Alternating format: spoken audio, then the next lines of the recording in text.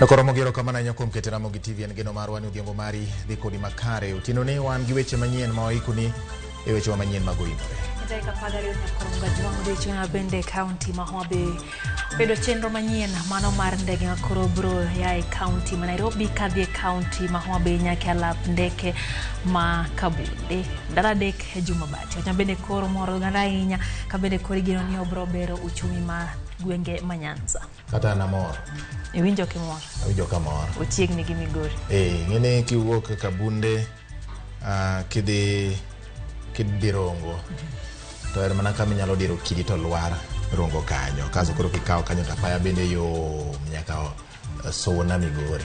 Kora mugajwang mano en mor ne jodak hanya to gwenge manyanza ma bende koneno ka gima en gino bende dhi nyayo dongruok e gwenge go bende waikoni mang'eny kotendre kod paro mar chik bati ka kore gwenge ma Taita Taveta jotelo ong'anyo kochoma pisa mar commissioner maluora no kakoro gidwaro mondo lok weche moko bende giparo ne dhi medo pek ne oganda jo Kenya. Ani magi timore kinde makore kwano mana seche to jood bura winjo bende twak e paro mar chik mar omenda odiochieng' makiny tich ariyo ka gidhi bedo e od bura odiochieng' makiny no. Magi timore kinde mabende liekore nitiere ka piny owacho yie mar timo lokruoge moko halunde e paro mar chik mar omenda. Koro mugajwang mago tik wathoto waikone chenro ni mar Oimore to mana kaka pile wachako kod thuond weche. Leo ile timu ya homesite ambayo inahusika kwa kufukua mili imeweza kufukua mili 10. Ringre ya paro gole liete mashakahola kawuono kajiprauchel kodabich manyocha oseresi shakahola odonynegi gi ketho mag temo kaungi magioko. The crucial clauses that directly affect us need to be scrapped. Hali ya maisha imepanda sana. Jotend Azimio la Umoja e county ma Taita Taveta bago ng'anyo mar kwedo paro mar chik mar omenda. Flights wabro time nyadi dek e juma. Sama ndege olwaro mabe kako dhi lwar sani ni ndiye jomo idho ndege ni masani dhi kao boda dhi kao taxi pesa dong Homabay. Tend county ma Homabay kod jopiny koro nitiere kod geno bang' duogo mar wuoth ndege ma wuok Nairobi nyaka paw ndege ma Kabunde.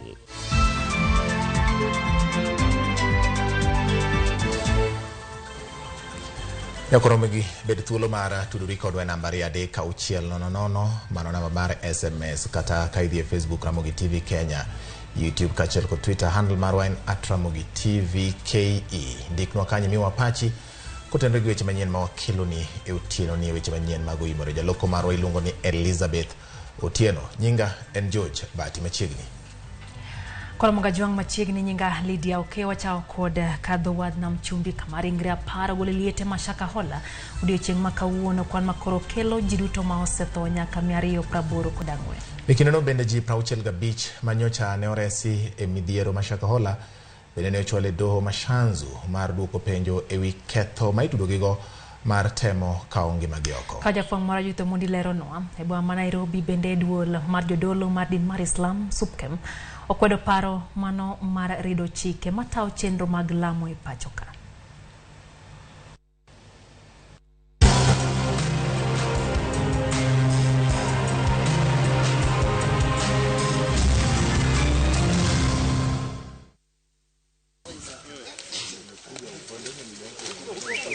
Bangda lwario mar yueyo odiochieng' makawuono apisa mag kwach kich ne ochako kendo kunyo liete mashakahola mar goro ringre mane oiki kuro.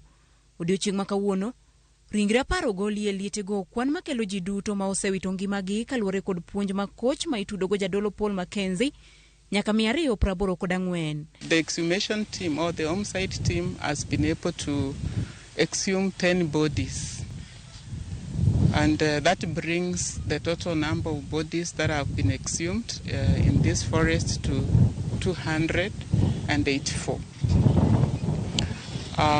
The roads are going on very well. We have no challenge so far, and we appreciate our colleagues from the Kenya Defence Forces for the good work that they are doing so far.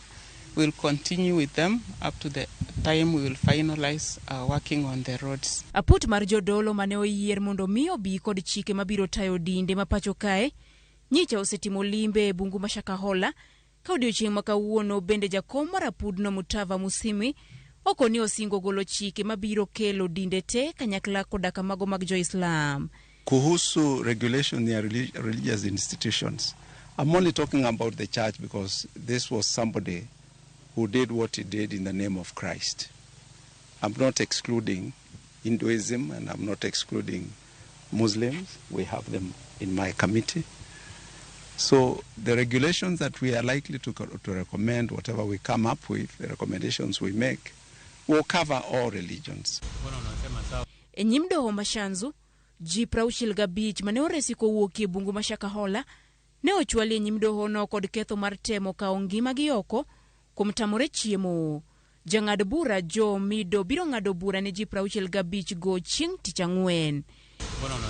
E kinde ma mage dhi nyime, duol mar jodolo mag din Islam Supkem okwedo paro mar biro kod chike mabiro tayo chenro mag alami e pacho kae.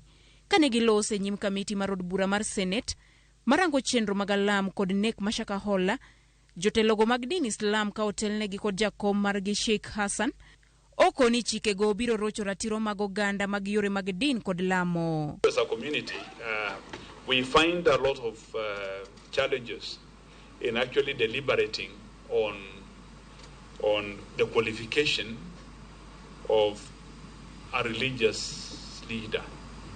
So when you come to specifically now the area of those now who are actually entrusted to discharge the duties of educating the Muslim community, qualifications will not be the right thing to do. There are ways of how the community evaluate those who qualify to offer the services. Chenro magreso oganda kod kunyo liete pod biro dhi nyime odiochieng' makiny e bungu ma Shakahola. Judith Omondi, Ramogi TV.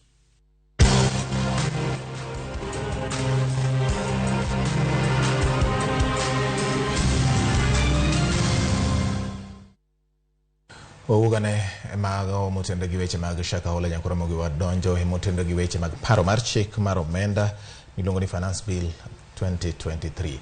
Jotend kweth mar Azimio la Umoja One Kenya e kaunti ma Taita Taveta kotelnegi kod seneta mar kaunti no Jones Ruma ne obago ng'anyo ka gikwedo paro mar chik mar omenda ma higa 2023 kata ma idendo ni Finance Bill 2023. Tela gonya koram ga jwang mano tingo Patel Mngambo manje ten kweth mathote od bura ma kaunti ma Taita Taveta mano hotel ne jodak ma kaunti ne ng'anyo no mane gibago ka gichoma pisi ma jalup commissioner ma kaunti no kama ne gichwale ywak magi kotendre gi paro mar chik no. Seneta Maruma owacho ni paro mar chik no biro medo ketho chal mar ngima masani koro pek e pachoka. We, the people of Taita Taveta County, have resolved the following. 1. The finance bill, being the property of the National Assembly, as alleged by some MPs, that it belonged to bolt crucial our demands as people of Taita Taveta County that the crucial clauses that directly affect us need to be scrapped. Hali ya maisha imepanda sana na hatuwezi kuwa na wawakilishi wetu ambao watakuwa wanafanya vile rais anavyotaka na sio vile wananchi waliowachagua wanavyotaka. Na kama hii serikali ilikuwa ni ya watu wa bodaboda na watu wa mama mboga na wao ndio wanakiwa ushuru zaidi, kusema ukweli hiyo serikali haitusaidii, na tunaomba wajumbe wetu wapige kura ya no. Ramgajwang jaten migao mar wuothe pachoka Kipchumba Murkomen koro wacho ni en wuon no ikore mar kelo kanyakla jaten piny Kenya William Ruto gi ogai mar Azimio la Umoja One Kenya Raila Odinga mondo gibed piny gilos weche machende pachoka ma onge ywaruok. Okoni jatend piny Kenya William Ruto ne okalo e lwet Raila e weche mag siasa ka en bende osetiyo gi Raila e kinde ma okalo. Miyo okone pek manitie mondo mi jotelo ariyogo orom mondo gilos weche machendo e pachoka.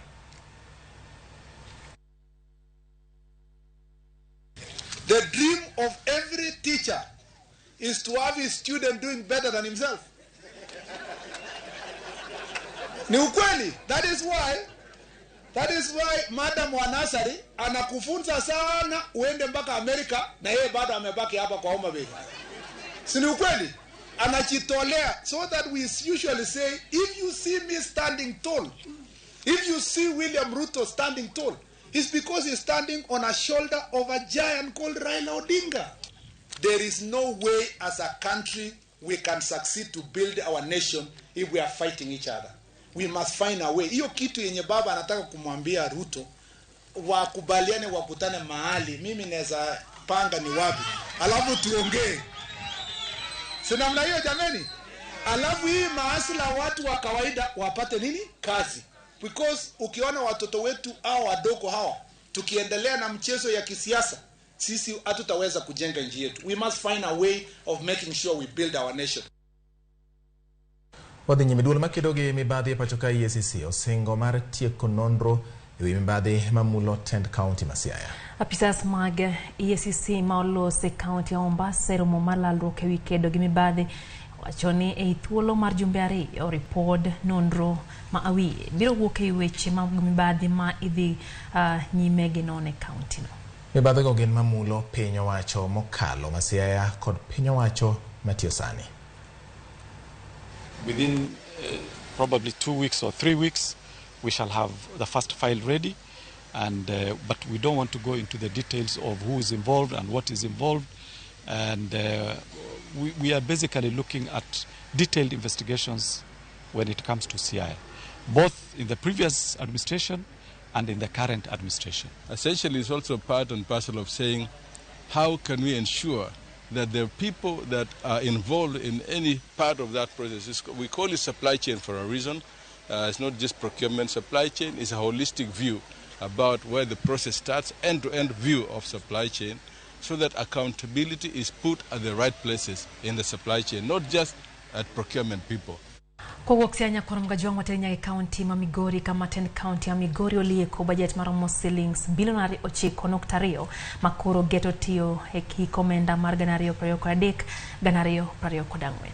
E budget no chenro ma pile ka pile kod sekta mar thieth ema oketnegi omenda mathoth. Hajafom marwa George Malero nwangur to poni tiere wi chenro mar kaupat jopiny e kinde mag loso budget. E budget awiye maro bilion 9.6 mar piny owacho mar kaunti ma Migori omenda maromo bilion 6.3 idhi tigo e tayo chenrogo mag tich e kaunti ma Migori ka omenda maromo bilion 2.88 idhi tigo e wechego mag dongruok poni obedo ma Migori odhi kalo bajedni.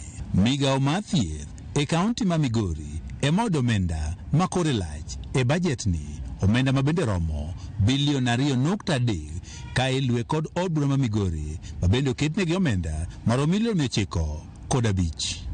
Migawo mar wuoth kaachiel kod gero apaya oketne omenda maromo milion 761 kamano ma ochung'ne pur, pith jamni kaachiel kod ree to oketne omenda maromo milion 675 ka migawono mar omenda oketne omenda maromo milion 869. Migawo mar somo, ojende kaachiel kod tuke oketne omenda maromo milion 697 kamano ma ochung'ne ohala kaachiel kod limbe oketne omenda maromo milion 483.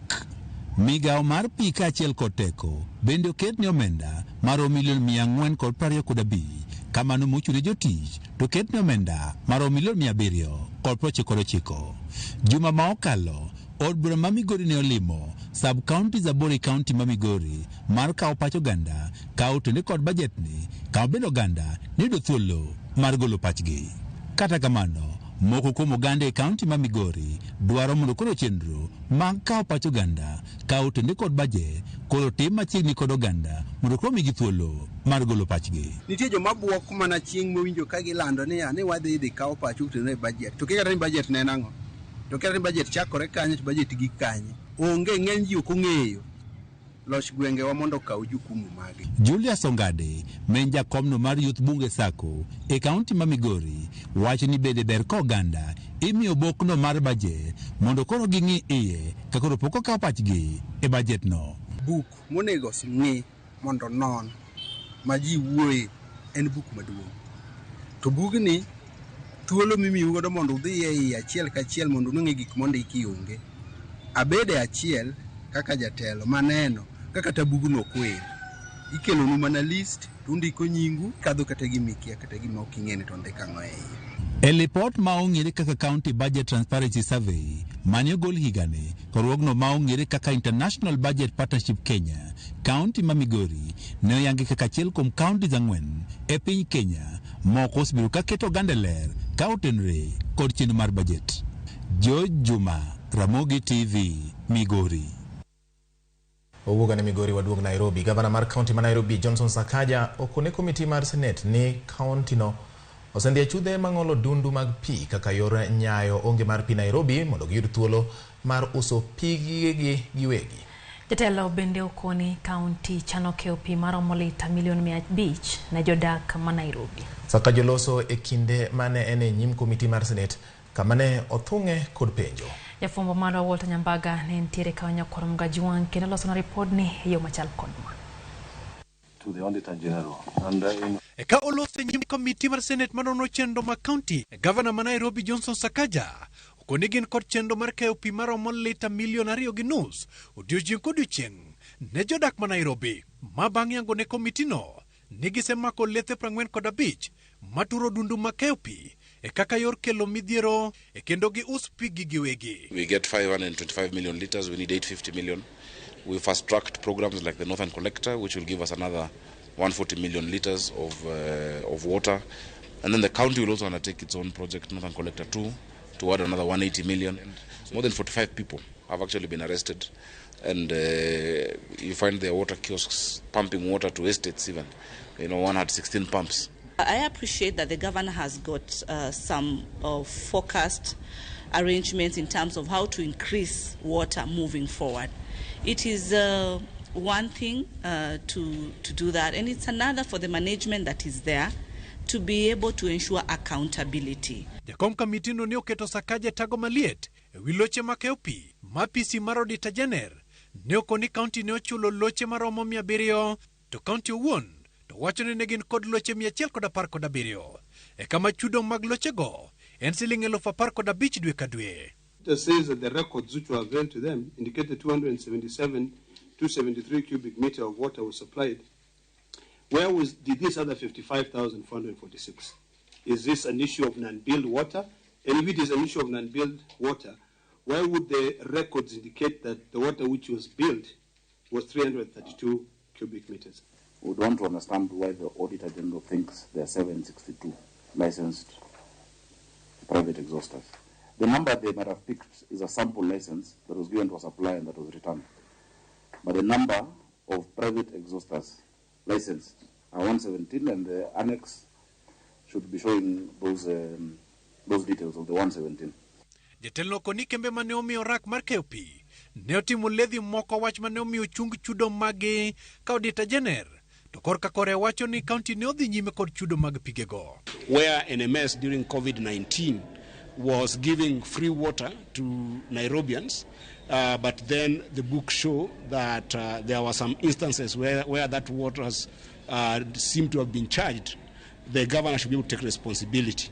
Percentage of non-revenue water currently standing at 47%. Previously it was fluctuating between 36% and 51%. Senate Committee bende nono mibadhi mar chudo mar jotije ma county maromo shillings milion 600 maonge otese machiwe ler. What is the rationale for payment of bonuses? Because we have not seen those minutes. Maybe you know the rationale. That's all we want to. I think it's pretty. But you will serve your people better when your staff are motivated. In fact, this is extremely good. For your staff to be motivated, for the people at Y, Siwa, for the people who are going on collecting meters, is actually a very good investment. Yeah. And see this process. Yeah. Walter Nyambaga, Ramogi TV, Nairobi. Hi, mano Wodalila. Wodi Nyambaga. Kwa county ma Nairobi. Yes. Korom ga jongwa dhi mbele korwa teri masawa mar piny Kenya kama bende kedo gi kuong ma oko puodhi bati. Nyoro na neno sigana mar Nyambaga mane miyo ji sup. To ngaro duongo wacho ni sup samoro chako chiro miluwa mar ko. Koro en kwano mabende yote kichalo sigana moro mane winjo ni jajuok ni oloso nyoyo koro kungo wone mudi nyocha ni kosa kungari ngadhi loka cha koro kariyo mar kongo kinego gi kado en wach ma ogwenyore ahinya. Koro Mgajong jalup jatend piny Kenya Rigathi Gachagua koro golo siem ne apisas magarita kwe kod ruodhi mag gwenge mondo mi obed mabor gi weche mag mibadhi ma koro wacho ni osebedo ka thiro kedo kod ohand kuong' ma chike okoyie. Gachagua wacho ni piny owacho pod oketo maino mare e kedo kod math gi ohand kuong' ma iuso tok chik kod tiyo gi yedhe mamero ji e gwengego. Nowuoyo kinde romo mar kedo kod kuong' miuso tok chike kaunti ma Tharaka Nithi. Romo noyuore gi jatend migawo mar arita Profesa Kithure Kindiki kama ne giwacho ni gibiro chiwo lesen manyien ne jous kuong' kaka yor kedo gi jogo mauso tok chik kendo chiwo arita ne jouso mauso kaluwore gi chike mathurka.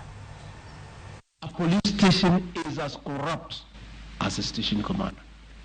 Once you start receiving money from your constables and your corporals and your sergeants and the major and the OC crime and your deputy, that's the head of the station. Once you decide there will be no bribes within your station, there will not be. So we are going to hold the station commanders responsible for whatever happens in your area of jurisdiction. Any chief, any police officer who is receiving protection money from brewers, from drug peddlers, you are a threat to our national security. We'll get rid of you. We are dealing with it, but we are tiptoeing around it because at the end of the day, there's still an election ahead after a few years. I want to tell you, from where I sit, I am doing my last term as a governor of Tharaka Nithi County. I will not be seeking to be a governor again. Probably not be seeking for a seat in Tharaka Nithi. I am going to be a suicide bomber as far as this matter is concerned. Obila mago kwach kicho da odhoja od bura ma Belgut Nelson Koech olal kecha kare seche adek kalore koda monj manotim ne kembe moko mag majand chai ma Kericho kendo kelo kethruok mag mwandu manego nyalo romo siling $190. Koech koro donje kwan mag jotelo mosedho gi kod obila ma okwach kich ma Nakuru ma bende yande odayo dho gavana ma Kericho Eric Mutai, jad bura ma Aina Moi Benjamin Langat kod MCA ma Kapsoit Paul Chichire kin mamoko. Koloso bang' wuok e kokwach kich Koech okoni en olero mana gimong'eyo kaluwore koda ng'anyo manokelo monje kembe mag majand chai kaunti ma Kericho tarik 8 dwe mar 6 ma higani. Okwa monda pisa magarita ojiw kwe kendo oseyo monj manotim ne kembego ma iseyo kuom kelo masinde mang'wedo majand chai ma jopiny ng'ur ni biro mayo gi tije. Green card to get into the tea estates and cause havoc, get into a lawlessness in the name of trying to kick out the mechanization. It is totally wrong and unacceptable. We will continue condemning it. We are reaching out to ensure that we have proper investigations done so that we achieve a long-term solution, so that it does not become also a political story where every other end of 5 years it becomes a recurring theme to the political class and to the people living in those two counties. Koro Mgajong kwa the county ma Kisumu ni johala mag nyamburko matingo jowuotho wa Kisumu koro tamore ni ok gibitiyo kod chike mana olandi kod manager mar bomano Abala Wanga. Jafombo marwa James Okoth nigi mathoth kuwuok Kisumu. Ne en odiechieng' mar chako keto e tim chik manyolandi gi tend Kisumu mar loko kuonde ma owinjore matatu, loche kod tuk-tuk chung'ie kata ringie. Kata kamano, ma e picha mane waradogo e akek yore ma Kisumu Boys. Ahero mowuok nyaka genga paya mochomo Nairobi. E genga paya ma Omolo Agar, joriemb tuk-tuk no yuoro kar rombgi kendo dhi nyime gi chenrogi mag tich kaka pile. Kendo kata chenro mag wuoth bende ne odhi nyime maonge ng'ukruok kata obedo ni milome to ne osetim mar darogi e genga payano. Bengi mobiro time notice nendo onge kata chiel. En ni kuonde motiye mae karwa. King'iyo kama wantiere ni, wasandore moloyo. Koro kotero kumidwa tero ni kia wadhi Kibutke i bus park cha. Wadhi sandore maromo nade. Koro wan wach mar kaendi wawacho ni ka ok wawuogi kijende gi ng'eny jogi nyalo bedo jokuoge to kuma dwa tergi onge. Wan mae office wan officials wa ko address obi address office wa ka iso kumwa dhiye ok dango chunga ndara no address ono dhi ande kibut sako stage tutuke bendo ka ndigi ng'eny jogi gipidho ji mang'eny ok onya pidho jogi te ka en gi issue to biro to address wa kaka jatelo. Wan kaka beria idhi tutuk kacha kiny ne ochako daru dhi kacha to ka nyato nyalo lal seche moko inyalo poma ka nyathi olal kata kaka konyi thi sikul. E ulalo makachok picha en macha kaloche kod trela nenore kama obalo gi chenro mag lokruogego kae kindego jopiny to orwako paro mar chwalo lokruogego kendo puoyo chenrono ka koro gidwaro ni tend kaunti ma Kisumu okaw okang' mar rido kendo keto lokruogego e tim. Paro en paro masero ka city manager okelo rules to rules ema kelo safety mar ndara. King'iyo safety mar ndara to rules monego bed watiyogo ema miyo ndara gik moko dhi maber to reduce gik moko ka accident e ndara ni. Koro gima jatelo engineer onego tim en kelo enforcement team mang'iyo ni chikno tiyo. Bedo ni tende kalo kae gikos ga accident mang'eny kaluwore ni sama gibiro ka gin gi heavy loads ka gisegi kanyo to gi lose control to gilwar piny. Koro parono arwako mang'eny mondo okete tim mondo gol gi kae. Yudo duond tend kaunti bang' jopiny buono lokruogego ne ogore e Luanda kata obedo ni motelo ni odiechieng' ma kawuono Abala Wanga maneja maboma ma Kisumu noyango ni nyocha gisesumo pach jopiny e wi lokruogego. Dweche ariyo mokalo wasebet kwara narado kod Mama Grace kila kamora mora waseloso nyaka jotend bus stage jo Bungoma line gi jo trans county gidhi Kibutko omigi space bus stage jo Ahero mowuok space bus stage jo Biafra gi Yellow line space bus stage area no Yellow line Biafra kadwar neno matatu gidhi bus stage duong'. Penjo makoro mienyo en ni tend kaunti ma Kisumu koro biro timo nang'o bang' jopiny sekta mar wuoth buono lokruogego.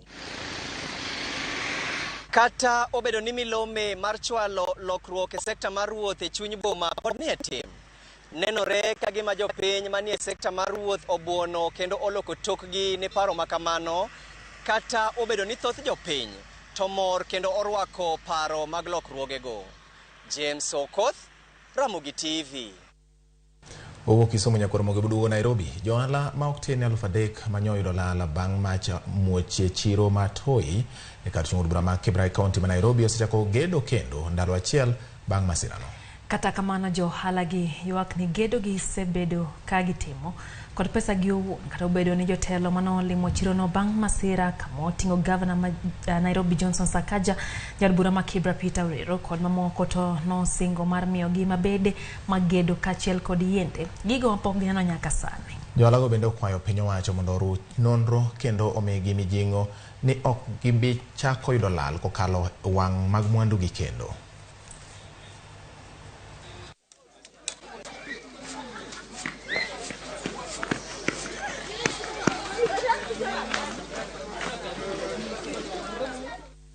Wane piny matek kata kaka odwa yudo pesa mwachako godo onge. Seche mineno kwa dwa chako wachako gedo kawuono. Pesa mwagedo go kawuono gi gin pesa mana ma waole e buchiwa matindo tindo ma wan go ka. To ok nyal kelo mwandu. Pok waneno jogi kaka ne giwuoyo kata simo yoyote pok wayudo. Koro waneno kaka jabiasara kech kiling tidhi nindo kech gi nyithindo. Kona biro konyo gi mondo ager negi. Ayude gimoro ma dhigo arage ot. Gedo man go ka to we kibendi ni mochunge mong'iewo onge ma sirkal osegolo kaka tachiel. Haya, wadani kurwaka wane yue maro mokwongo gi sani kata kamano weche manyien pod biro bang' kwa wuok e yue ni to nikech nwakwayo mondo mi in bende miwa pachi kotendre gi weche manyien ma wakelo en thuolo mondo in be wawinje kwa kuo. Bati ndai kaprayo koda biro to kapukwa yueyo neno ka ntiere ote kamang' wagwel matin. Oguda ka Yesu reiri an gi ote ni ariyo. Yes. Achiel en mar Oguda ka Yesu. Owacho ni wakaw mos kata kamano wacho na nyisi ni osai ongeni uya Migori taparo ne sigand nyoyo chantika kunyo bedno rumo jono sai ni kitieke wang jogi sigana mar jajuok gi nyoyo wewe akanyo ni asai kabisa wacho ni en mane wichonge kikponi golo sich jo Migori ken siri ena to tinde majite ong'eyo koro mani wach kitieki Lydia wach kitieki Aye, mano ne ote mar guda ka Yesu. Miraneno kanyo kane nitiere ote moro ka bende no miya na kelni bati kapoda manye to ngiyane na jogo bende oro ote kono. Makaloga japeng achiel ma bom center wachone na wayo makare kata kamano an kodi nyaka giko erokamano. Pach Kipchumba Murkomen no ler moloyo mara DP Gachagua en Alfred Osuru kan nitiere Dandora Phase 2 Ramogi TV lera duwa erokamano ahinya iluongo ni Alfred Osuru mara Dandora kaendi Ramogi ler ndi ma mina Lydia Mos wacho kamano kasto en gi kwayo moro kanyo ma anawuono kanyal chiwo dwoko mare ka nikech en kwayo motendo kod weche maga ng'ado rieko Medieta Jono Lwendo an Randago wach mar Shakahola an koro dapime gi tuo mar corona ni wach omedore ameda ka tuo mar corona mogik paro mar chik mar omenda kik jood bura kale orach mane gima wacho neno ka Pastor George Mare Road Jesus Fellowship wacho kanyo ni Shakahola wach ni lich to chal ka gima okawe matin bati wacho ni mae en gima ok onego timre kinde makoro migepe mag sirikal bende timore ni tiyo matek kendo maber kendo wacho ni nonro bende unje bene timo par ni sani gin ji 284 mabende osalongi magi mano ok en oganda mathin bati mano apach Pastor George kantiere kanyo wacho ni gintiere kanyo gi Madam Vida Jesse kod Nadia giduto ikete mana kera mugi TV dia maka uono kai ni benano ka ulbati ena mor kodu mane gima wacho zado kudu to iwacho kamano kasto Hivela tieno wacho ni mosne dagi Pamela Uriga kod Samson Okal ka gintiere Ugwe School alafu wacho ni mosne Lydia akao mosgi luetariyo neno ka Faith Mzomo bende osayore budho kai bati bende neno ote moya kuom Kato mar Madhenge Kato bende wacho ni ntiere kodwa e chenro ni Engineer Lazaro Kanyambok bende ntiere kodwa kata kamano weche motendre kod paro mar chik medo wuok bati kendo ganda ntiere gi paro mopogore apani chunji oliero girito ng'iyo jok mane giyiero ng'eni jok mane wayiero gi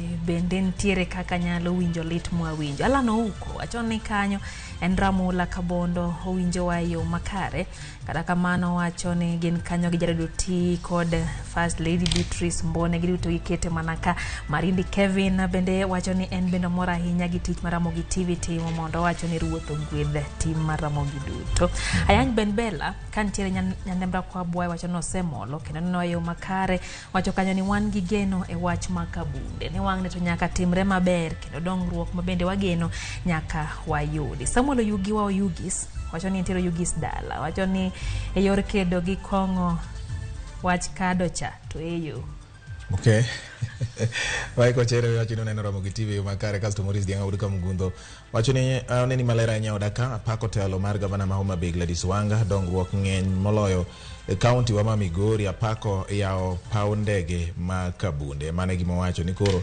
governors osume rieko ma jo Homa Bay tiyo godo sane mondo gin bende gi ket maino bara paro ni samoro bende ng'eyo priority gima wacho ni gima oket mokwongo pogore omiyo kopo ni ng'ato odhi odoyo e puodho to ng'ato ne dwano kungo dhi ong'iew kwero ok dhi ng'ane doyo to in idhi mana ng'iew kwero nyako kungo ng'iew kwero haya kapok wayue Clifford Cliff Martha Otieno Jason Olith Janganga kantie Mumias kai Tomako Juang David Omondi kantiere Nyabondo Liza Musa bende wacho ni ntiere Kibrau ma bei dongore side moloyo Europe Kisumu mano pach Liza haya okiani yo Kisumu to koro ni international taka mano en okang' maber ahinya ne county ma Homa Bay wacho yueyo koro dong Siaya gi Migori dongi warito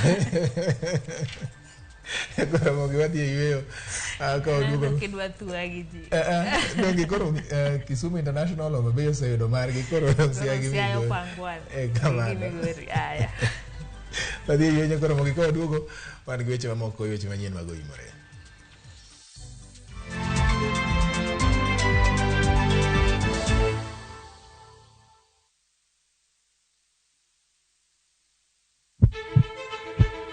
Sasa ya mawagamo muya wayudo ngima. Sasa ya mawayudo rieko wareso ngima ng'ato. Ductus arteriosus onego beni lorore, foramen ovale onego beni lorore. Penj laktar kelo ng'eyo matut, gero oganda gi puonj mok inyal yudo kumoro amora mag weche thieth. Diwacho ni gima koyud chon, tinyalo thiedhe ma ng'ato chang chuth. Kabisa. Or ote machuok gi penjo moluwore gi weche thieth. Tudri kodwa e nambani. Kata inyalo ywa tole nambani. Riwri kod Ruth Otieno wuok tich nyaka tich abich saa 12 odhiambo mana e Ramogi TV.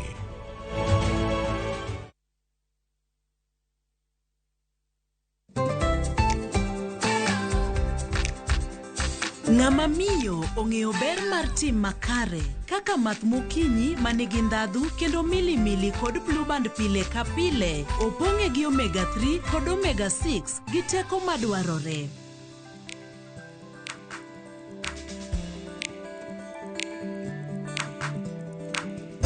Math mokinyi gi blue band, dongruok mag-gi makare pile ka pile.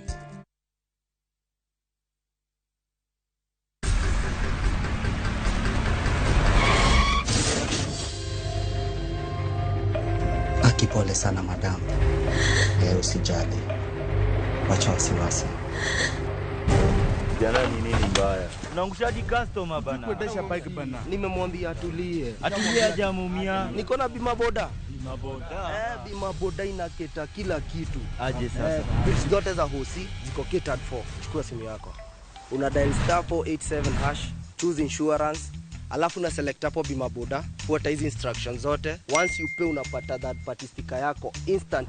Kain gyo kumba mar boda boda mari. Kata kama sira ujuki, one kodi. Kike baji goi, bang masira. Yudo kumba mar bima boda, ne boda boda ni kawuono. E nengo moyueyo mar shillings 100 kende. D*487*4#. Mondo mi yud bima boda.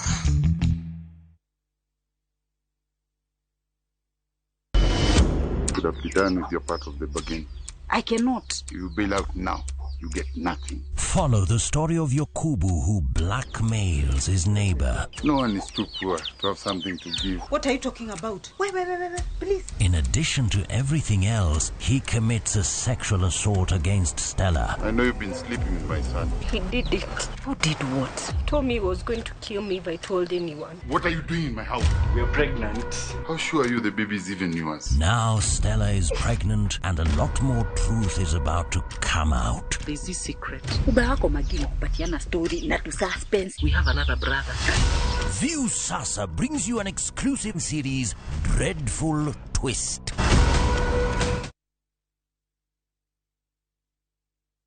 Jijenge na shilingi 1500 guaranteed kila wiki kwa kucheza Kaende Jackpot. Shiriki kwa kutumia 50 bob pekee, cheza na Autopic kwa kutuma neno KJP kwa 29063. Not for persons under the age of 18. BCLB number 416.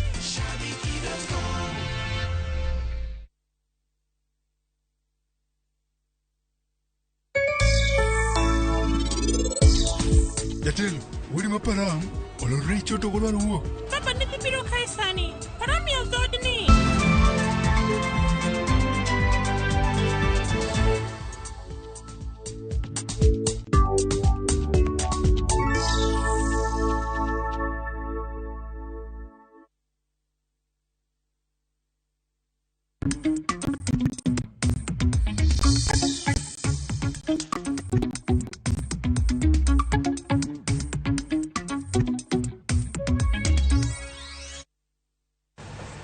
Machiegni kendo nyakora mga joangero kamano kumedo kete mana kera Ramogi TV wadhi mbele.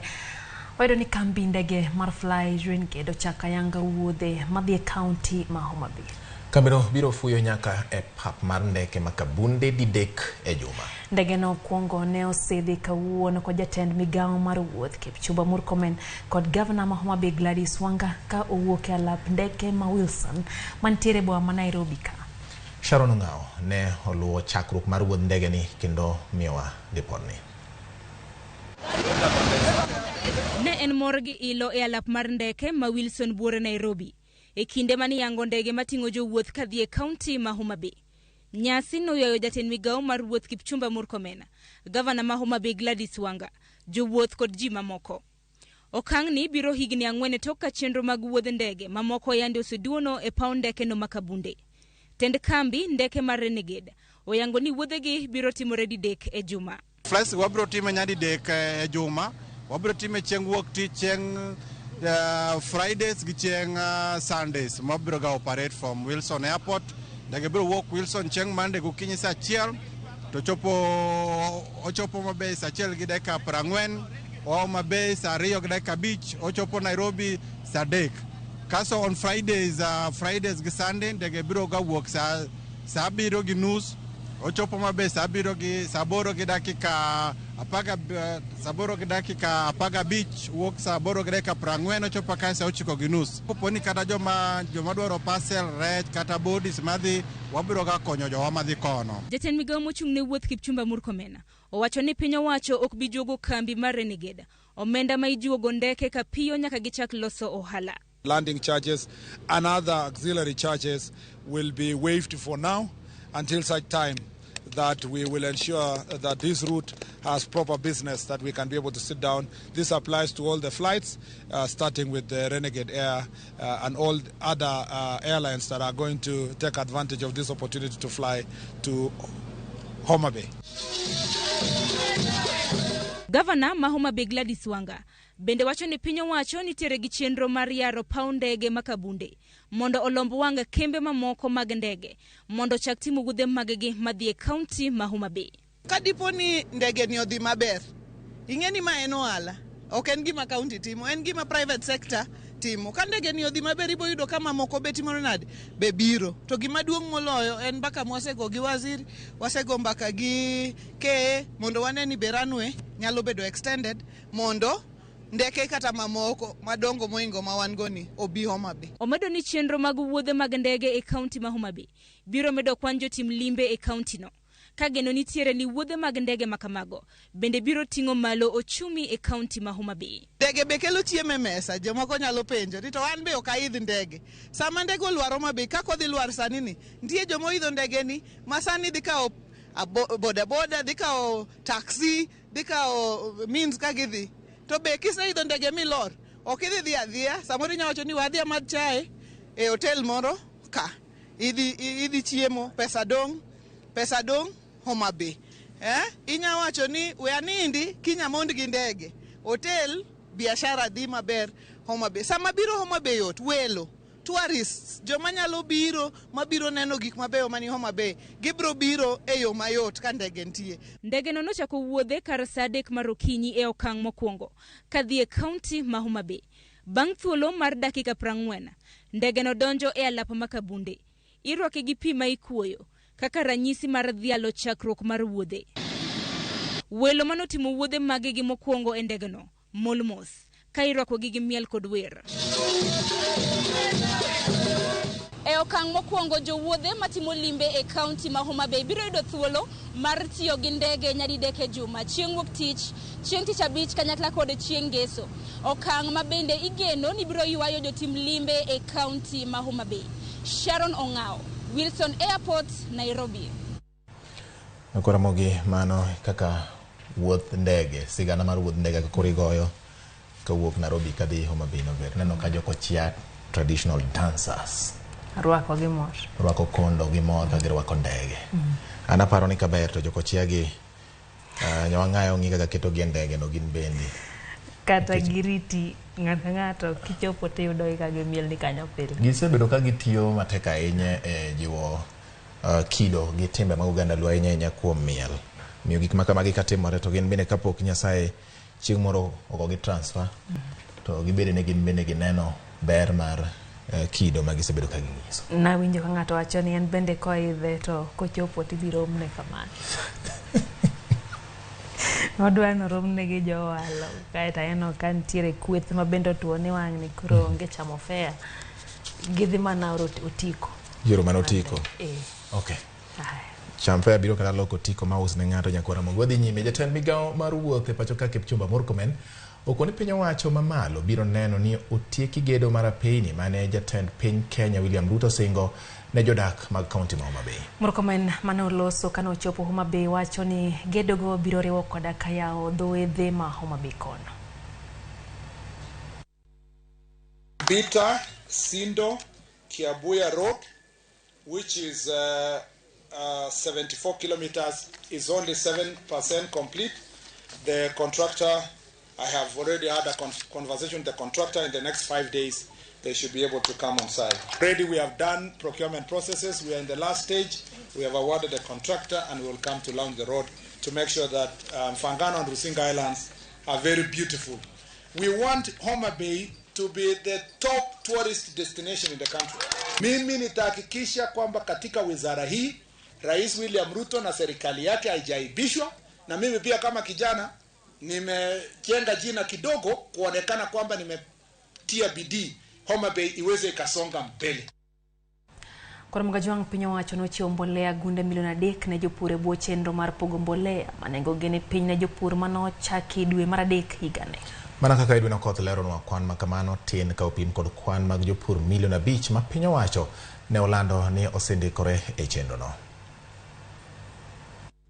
E chenro mar medo cham ma igolo e puothe higani kendo kedo kod ngaji, piny owacho ne osingo pogo ma ok tin ne gunde milion 10 mag mbolea ne jopur.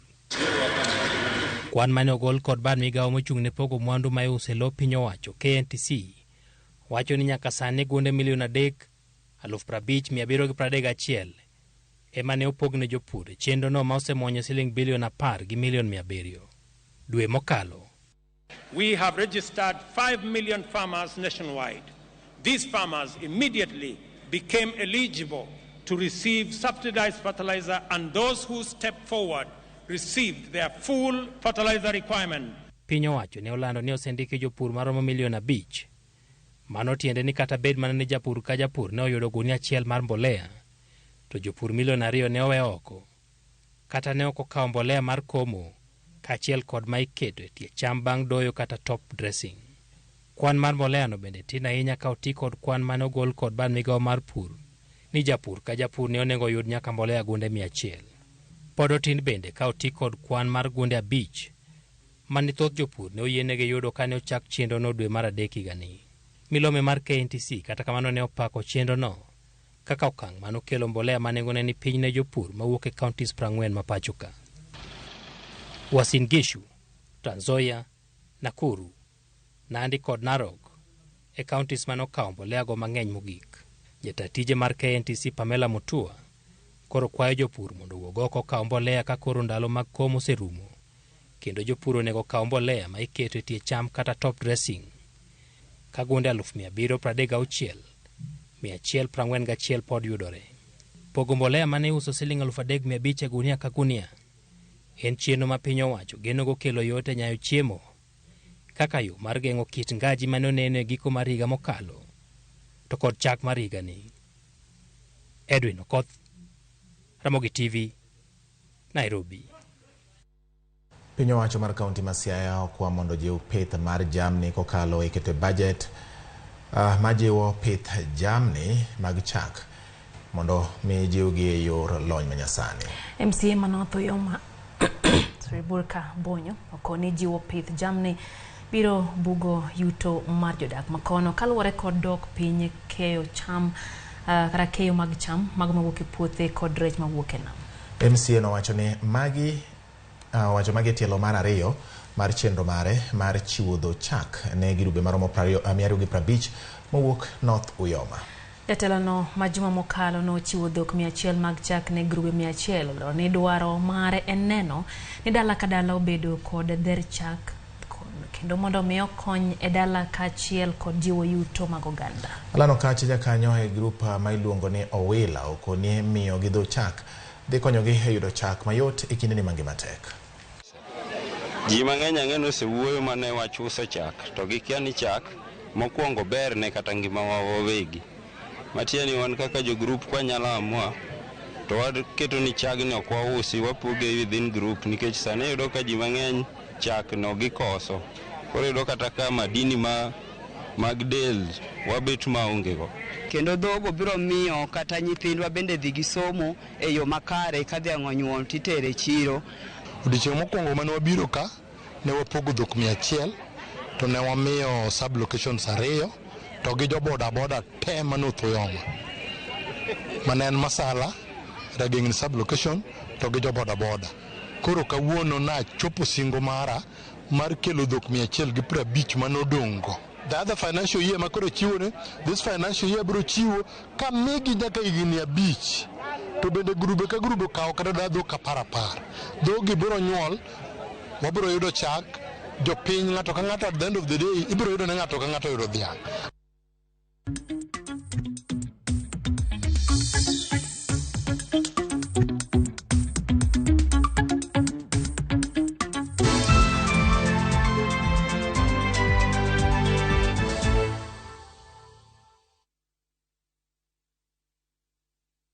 Jijenge na shilingi 1500 guaranteed kila wiki kwa kucheza Kaende Jackpot. Shiriki kwa kutumia 50 bob pekee, cheza na Autopic kwa kutuma neno KJP kwa 29063. Not for persons under the age of 18. BCLB number 416.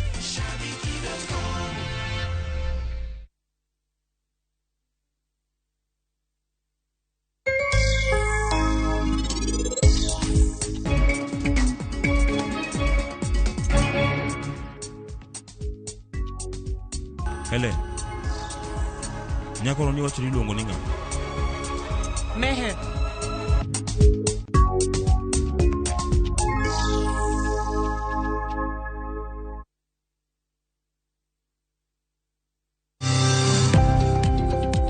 E ohala gi mwandu, wakelo ni jolony e weche ohala. It is important mondo wan kaka joluo wabed gi dongruok. Wafwenyo ni adiera matut mag timo ohala. Tijni kidwa time en mana mashin mar luoko to gi kuminya yude pi.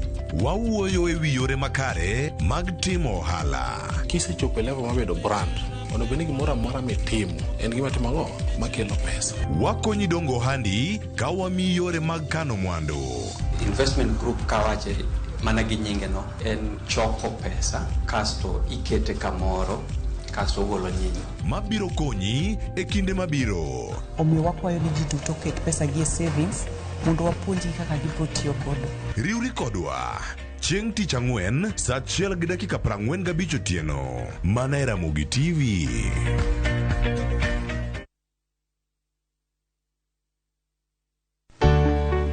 Pur mar maua, pidho jamni, magi te gin yore mag pur. Be inyagori kod kute e puodho? Mchele nigi value addition. E pur gi ohala, walimo jopur ma opogore opogore. Challenges ng'eny e pur generally. E gima jopur iluongo ne janeko. Ka wafwenyo ni yore makare mag pur kendo waduoko penjo mora mora. Pogruok mane malich kata maduong' kind dhiang' mar ring'o gi dhiang' mar chak. Motenore kod weche mag pur kod japur. Kwaseketo manyien to sama wapitho cha be nyaka wapith gi DAP. Wan nyaka gi kanuna ma nyathi kamongo. Riwri kod alori nyaka Black e chenro mar pur gi ohala. Tich adek ka tich adek saa 1:45 otieno.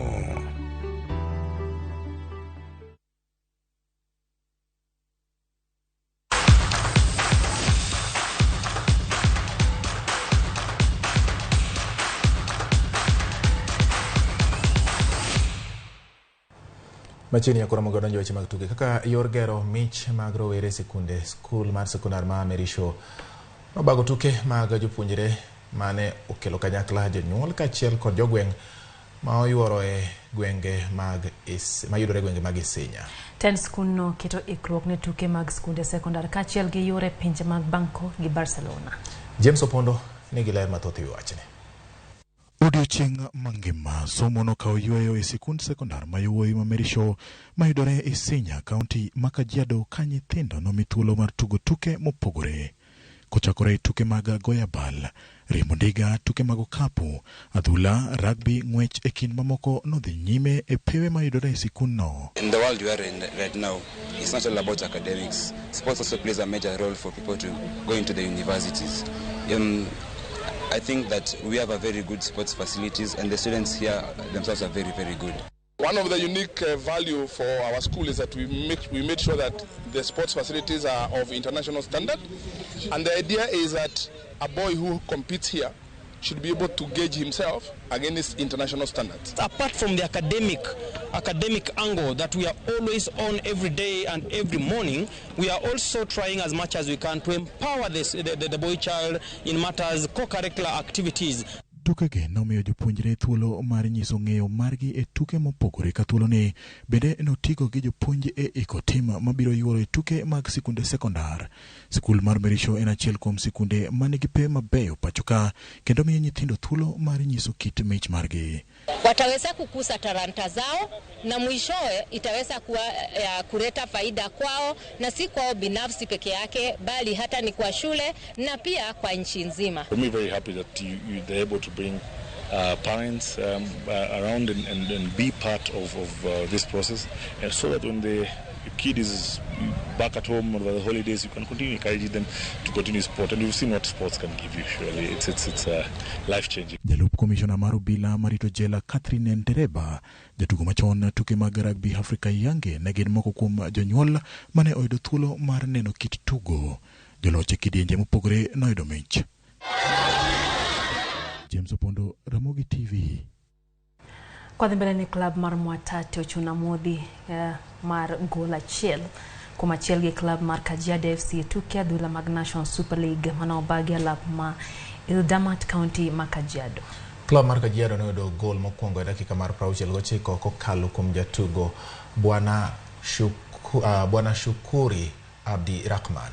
Hilario Chieng no hinyo johera ma Kajiado FC bang yudo goal ne club mar Mwatate mana konda kapaga chiel tutugo rumo. Club mar Mwatate omako thuolo mar 13 gi chung mar timbe gi points 28 ka club mar Kajiado FC omako thuolo mar 15 gi points 22. So kulingana na game leo imenipatia changamoto kwa upande ya scoring. Wachezaji wangu wamekosa kufunga chances zetu na open play chance moja kutumia, so nimeenda kwa count kwa scoring, nafikiri kupoteza chances kama 4-5 katika first half. So ile ambayo nafanya kwenye mazoezi yangu ni kwamba tunafanya mazoezi ya scoring na pia kuzuia tusifungwe zaidi. Matokeo si mazuri kwetu. Tuko down seat, tuko chini. But ni season yetu ya kwanza hii, tumelearn vitu mingi. Na tuna promise pia wachezaji, tuna promise mafans game zobaki za home za away zote tumebaki na game 3 za away. Inshallah tutashinda. Jaloche tuke mag Wimbledon jatugo ariyo kongi Koni Angela Okutoi. Jatugo Malek El Alami tugo mar BCD mar Billy Jean King Cup ibago e boma ma Nairobi. Okutoi noloyo Malek El Alami sesa 7-5. Tim Kenya bendo tingo jotugo mo kaka Roslida Sumo, Alicia Uwegi, Melissa Mwaka gi Stacy Yego biora kore gi tim mar Botswana odiochieng' makiny.